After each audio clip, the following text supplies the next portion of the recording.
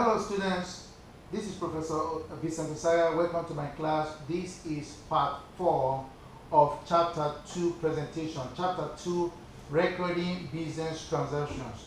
This is where we left off in part 3, wrapping up recording business transactions in a journal. So here, transaction 13, we purchased additional furniture. We did talk about that in the previous part. Here, transaction number 14, accrued liability. What are we talking about here? Here is an expense we have incurred, or here is an expense that has occurred. We are obligated to pay, but we have not paid yet. So we have a fancy term for that. In accounting, we call that accrued liability. So a classic example would be when we receive a bill from AT&T or the telephone company. At that point in time, we are obligated to pay that money. It's an expense, but we haven't paid it. So we have to recognize or debit utilities expense for 100 and look at what we credit. Utilities payable. Any account called payable, utilities payable, accounts payable, rent payable, they are all liabilities obligated, liabilities or obligations. Now, same thing on the other side of the coin. Accounts receivable, notes receivable, anything receivable, any account called receivable is an asset. So, that being said, moving along, let's take a look at the transaction 15. What happened here? Salaries of 1,200. Okay, we cough out 1,200, so cash went down. We credit cash for 1,200. Salaries expense is being debited for 1,200. Again, using the debit and credit rule. Unearned revenue. This is kind of confusing because we already talked about what a revenue is. We said the revenue is the amount of money that we earn either by providing services to our customers or selling goods to our customers. Now, here, this is not a revenue, but rather this is unearned revenue. A customer pays us ahead of time. So, unearned revenue is not revenue. It is a liability. It is an obligation. So a customer pays us in advance or ahead of time until we provide those services or sell those customers whatever goods we need to deliver to them. We are obligated. So in this case, cash went up by $600, and an increase in a liability or obligation, an increase is recorded as a credit. So we credit unearned revenue for $600. Transaction number 17.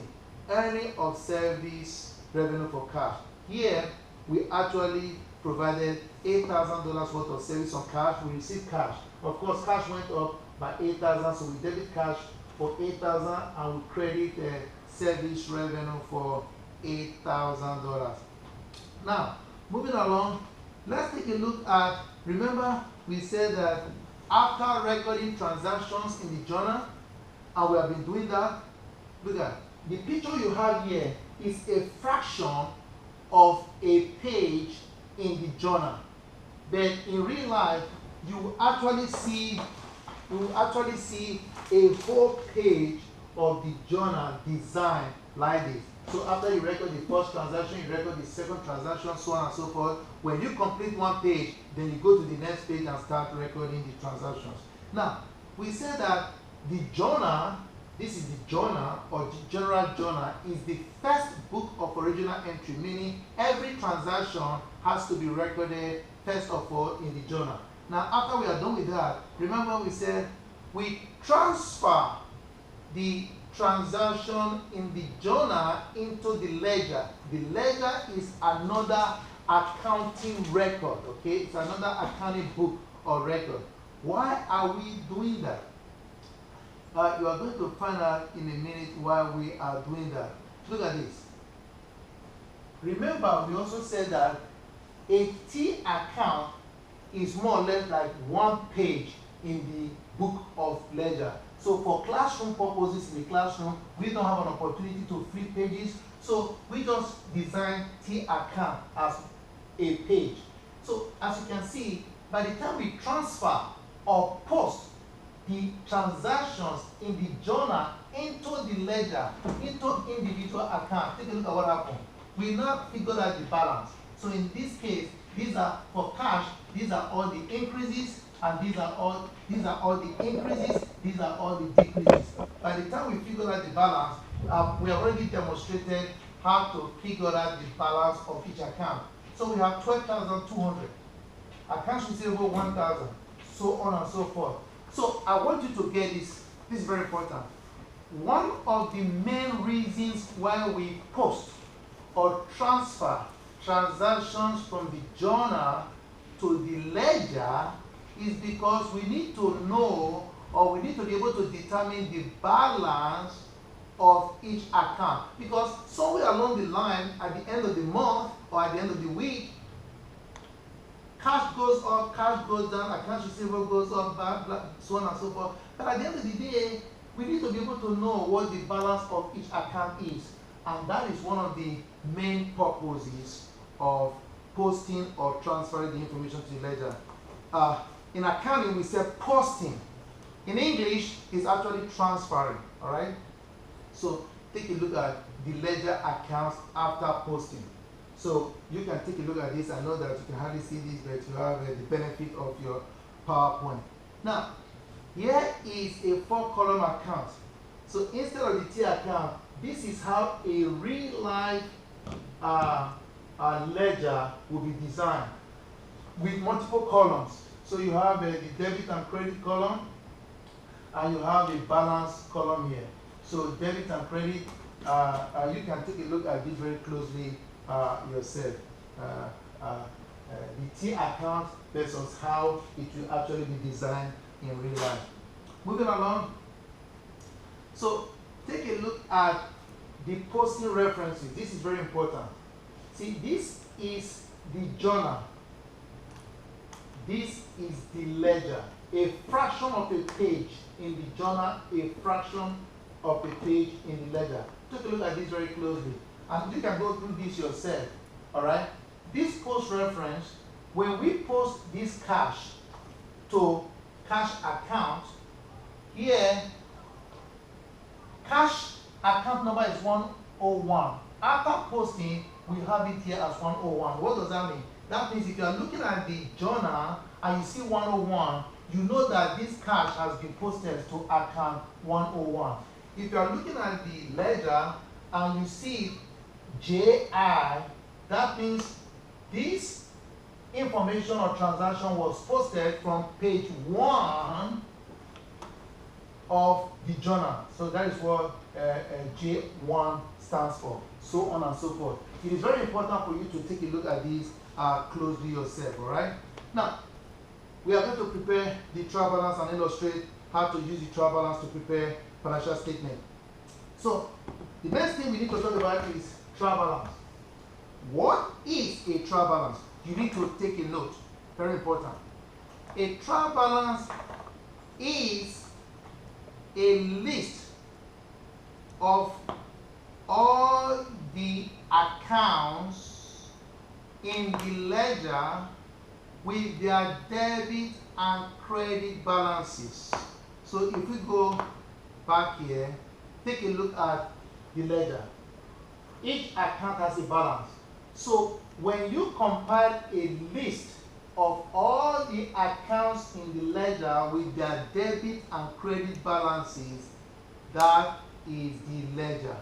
And here is a sample of the ledger. A list of all the accounts, debit balances, credit balances. Take a look at it. By the time you do the math, the total debit and the total credit the same. If they are not, something is wrong. Then you have to go back and investigate it. So the question is, we know what a trial balance is. What is the purpose of a trial balance? A trial balance helps us to determine our arithmetical accuracy. In other words, when we were posting from the journal to the ledger, if we mistakenly post debit instead of debit credit into account, the trial balance would not be in balance. That means something is off. Then we need to go back and check it out. In this day and age, with advancement information technology, a lot of computer software will not allow you to do wrong posting because they actually do it for you. So that is a trial balance. And you know a trial balance, you know the purpose of a trial balance. So we are wrapping up now. Take a look at this. What happens next? By the time we prepare the trial balance, remember now, what is the ultimate purpose of what we are doing here? Remember in chapter 1, I said the most important thing that the accountant does is what? Providing valuable information to or for different constituencies or different parties or different people that they use to make informed, wise decisions. So we are in the business of what? Information. All right. So by the time we go through all these troubles of recording, learning the accounting rules, debit, credit, journal, blah, blah, blah, blah, blah, the end result is we are producing a set of financial statements. Now, I'm not going to talk about this in detail because we did in chapter 1. The first one is what? Income statement. The second one is what? Statement of retained earnings. And the third one is the balance sheet. All right? Each statement has different story to tell. How well are we doing? What is the operating result? How are we doing? What is our performance? To tell that, you look at the income statement. Statement of retained earnings. How much earnings or profit are we retaining in the business so that we can expand the business further? You look at statement of retained earnings. What is the financial condition or position of the company? You look at the balance sheet. Okay? So as you can see, there is a relationship between them. The bottom line of the income statement is part of statement of retained earnings, and the bottom line of the statement of retained earnings is part of the balance sheet. We are going to talk more about this in details in the classroom. Correcting trial balance. If your trial balance is off, you need to figure out the problem before you move further. Otherwise, you prepare inaccurate or wrong financial statements. So here are some of the things that you do when your trial balance is off to figure out the difference. For example, set for missing account. If you are off, divide the difference between the total debits and total credit by 2. A debit treated as a credit or vice versa will double that kind of error. Now, moving along, use debit ratio to evaluate business. Remember now, at the beginning we said that what we do, the overall objective of this whole course is we are learning or understanding accounting rules or principles, how to apply them in order for us to generate or prepare or create information, financial statements that people use for different purposes. Then another big thing that we do is we analyze the information. In other words, what does the number really mean? Okay, that is one of the big things that we do. And one method that we use to evaluate or analyze or figure out what the number actually means is what we call ratio. Here we have debt ratio. What is debt ratio? The debt ratio shows how much of the company resources is actually contributed by creditors. So the debt ratio shows the proportion of assets financed with debt. So how do you calculate that? Take a look at the formula.